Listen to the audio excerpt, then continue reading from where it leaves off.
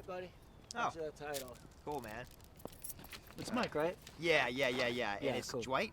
No, it's Brandon. It's Brandon. Good try, buddy. Oh, I'm First thing you want to pay attention to on the title is that VIN number right here.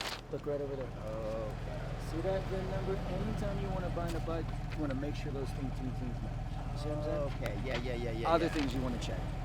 Is that my name? Brandon Clive Dietz, Oh, perfect. right? Okay. And also, Yeah. That's a mighty fine Suzuki DR350 you got there, gentlemen. Looks to be a 1991 model. it's a 98. Huh. It's odd. I'd expect a bike that's nearly a decade newer to be in much finer condition than this one. I suppose she must have been rode hard. A couple fire roads here and there, but mostly streets. It's been garage kept. Did the oil changes myself. Are you the original owner? One man before me. Ah, and I suppose it must have been him that rode it hard. You look like you know much better than to run a machine like this into the ground. There's plenty of life left in this baby. It's a tank. Maybe to the untrained eye, my friend. The untrained eye. What do you mean?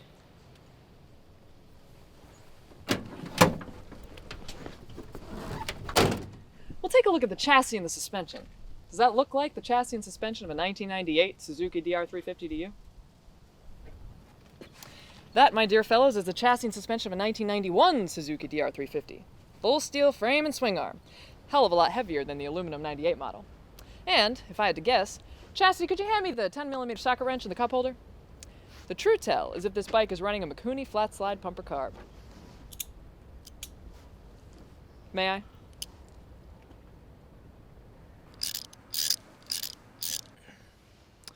As I suspected, the 98 model of this machine switched to a constant velocity carburetor, meaning that either the previous owner had a perfectly good 98 but switched out the chassis, suspension, and carb for the inferior 91 model, or this is the 91 model.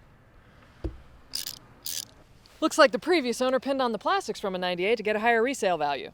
I'm sorry, my friend. You've been bamboozled. No way. It says 98 right here on the title. Doesn't matter. I've got a buddy with a 2003 WR, and the title says it's a Cowie. Mistakes happen all the time at the tag office, especially bikes that have been pieced together like this. The DMV couldn't tell a thumper from a V-twin if it crashed into their government cubicle. So you're telling me this is a 1991? Hand to God. How much is it worth? Well, personally, I wouldn't pay a dime over $500 for it. $500? That's right. I paid $2,200 for this bike less than a year ago. Well, I'm sorry to report, friend, that you've been bamboozled. Taken for a Frankenbike. You're not the only one. This bike is worth a hell of a lot more than $500. I've taken this bike all over the place. I never had a problem, okay? It runs perfect. So far. What do you mean so far? Well, the 91 model of the DR350 notoriously blows its head at around 20,000 miles, and by the looks of this machine, you gotta be pushing, what, 18? 18.5. Worse than I thought. So whoever buys this bike had better know that they're paying for 1,500 miles worth of riding before they have to rebuild the top end. Probably why the previous owner sold it as a 98. Sorry, man. I'm gonna walk. Well, wait, now you don't have to back out on him. If you parted this thing out, you could still make a pretty profit off this machine, though it may take a year or two to sell it all individually. No thanks. It's really not a bad deal. Why don't you buy it then?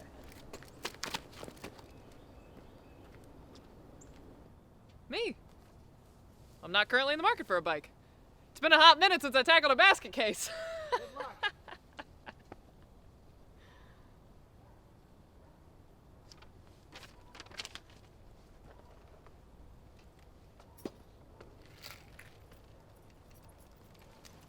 Gee, I'm real sorry you got taken advantage of like that, sir. Yeah, first I've heard of it. Naturally. It's a very niche fact.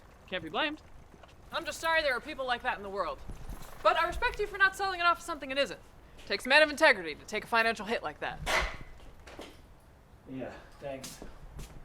Actually, sir, now that I think about it, I may be interested in buying your bike. I know I'm a bit of a blabbermouth, and I realize that you may have made that sale and been free of this burden had I not butted in. What I mean to say is, I feel partially responsible for your financial loss. As an act of penance for my faux pas, I'd be willing to take the hit myself and buy the little monster off of you for, say, $600?